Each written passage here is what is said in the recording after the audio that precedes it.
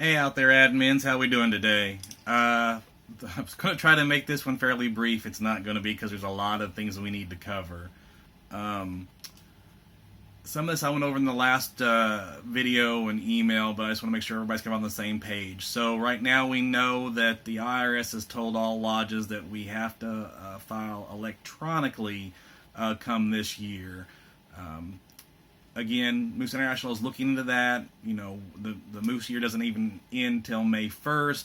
Between May 1st and September 15th is when we have to file anyway, so we have plenty of time to look at that.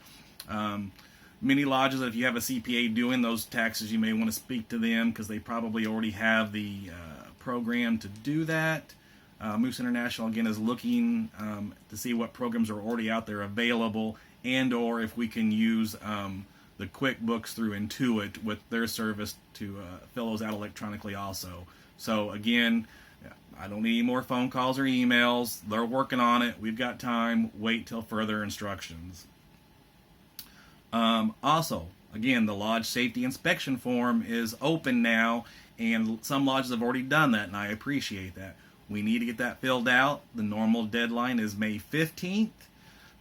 We ask that you not wait till the last minute to do it. Yes, Moose International has extended that to the end of May to be finished, but that's still for lodges in certain states where there are some lodges that are still not able to be open. So there's no need for us to wait that long. If it's not done by April 15th, you're going to start getting phone calls from me and asking why it's not done. Again, that is under the LCL web, under reports, I believe. It's one of those two sections there in LCL web. Don't try going in there and filling it out and taking your time, because if you get in there and there's no activity for a certain amount of time, and I don't know whether it's 30 minutes, 45 minutes, or an hour, it will time you out and it will not save any of your information. So go in there and look at it, print it up, take it so you can look at those categories and then have all your information go back and then fill it out online, because you're going to need insurance information.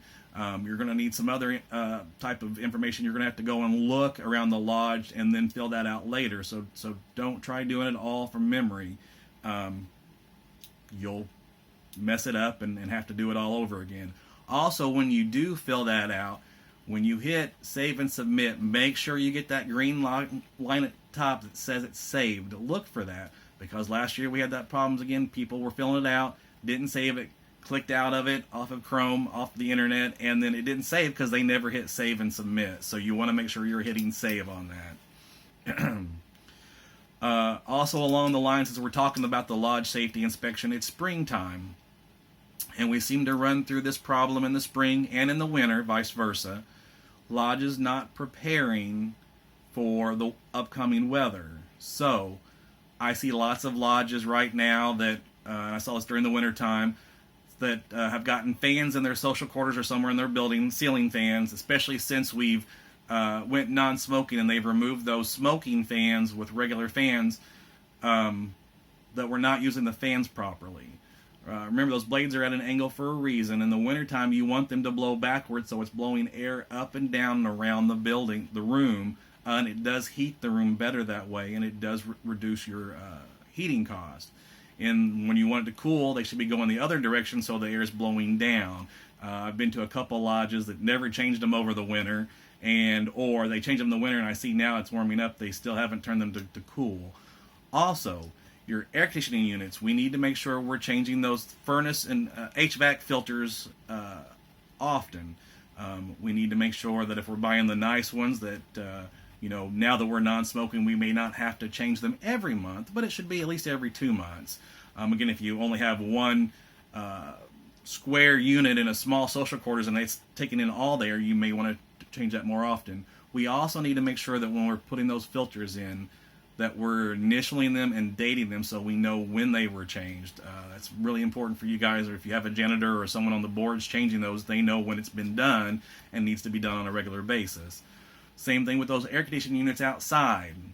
If they're not being maintained, we need to call somebody and come and service them, clean them up, spray them off, make sure they have plenty of the gas they need to cool off the building.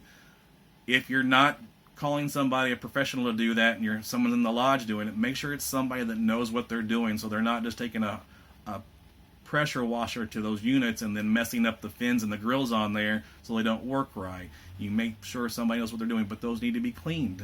Again, what we find out is we've got semi-nice weather, but then when it gets hot and we're using them, they break down, and then it costs us twice as much money just simply because they weren't cleaned properly. So we need to look at that stuff. Retention and new membership. I'm sure we're getting those emails from the help desk, and we need to make sure we're reading those. We need to work on retention. We've got 2 weeks left to go. There's a lot of lodges that are really close to being +1, and they're just a little ways away from getting the Premier Lodge Award, so they really need to look at those numbers. Again, when you're looking at expired lists, if you go into LCL and just pull up expired, that's going to show you everybody that's expired within the last year, and those are the people you should be calling. We should not be worrying about people that expire at the end of April. That being, they don't technically expire till May 1st. So them paying their dues now, which is always good, but if they're renewing now, that doesn't go towards your retention because they're not expired yet. That wouldn't happen until April 30th, May 1st. Also, for enrolling new members, we need to make sure that the applications are put in and they're enrolled by the deadline that was in the last week's help desk. They're saying in there you want to make sure that they're entered into the system and come back accepted and enrolled by that Friday at a certain time, and I do believe was like 3 or 4 in the afternoon, maybe it was 2 o'clock, but it said. Also, for paying dues, you need to make sure that those are paid by that time, because at a certain time that evening, they will be shutting down accepting new payments for renewals. So we want to make sure that's all done in advance. So I suggest any lodge out there that has a new member, and most of our lodges meet on Monday, Tuesday, Wednesday. You get those entered in the system as soon as possible. When the lodge has voted on them, come back and put them in as enrolled. If you're on a Thursday, I'd go ahead and still put the application in, and as soon as the board votes on it, if you can that night, once they've been enrolled, or excuse me, it's been entered as accepted, the next morning you want to make sure you hit enroll, because if you forget on Friday and don't enroll them, and it waits till after Saturday, then it's going to be put onto next year's totals. Also, was in a lodge this morning, and it was a payroll lodge, and this is just for lodges that are actually using the payroll module on QuickBooks. You're getting an email from Intuit showing that you've paid the bill for your payroll, and some lodges are getting confused by that, saying, well, hang on, I didn't pay that bill. Well, no, you're not. Moose International's paying it, and then you're paying through your AR payment to Moose International, but that email's going to the lodge showing it's been paid, and that the number, I believe it's the credit card that ends in 9046 or 9406. That's Moose International's credit card that's paying for that. I'm going to check in the system and see if there's a way to keep that from being emailed to you guys so it's not confusing, but you're not being charged for that directly from Intuit.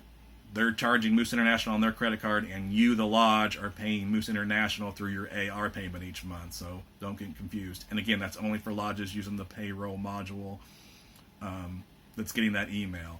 Everybody else is just on the regular QuickBooks version, and they're paying the $8 a month, and again, they're paying that through your AR payment. Also, if you have any questions for Intuit or QuickBooks and you're trying to contact them with the problem, if you go to the help section on the top of your QuickBooks and you click on that, and it asks you, what topic are you wanting to talk about, you have to put that topic in, but you can get a phone number or have them call you back. If you go on there, you can click that section, then hit contact us, and then it will ask you again what's your question, and let's just say it's about a bill or something like that, or your billing or whatever.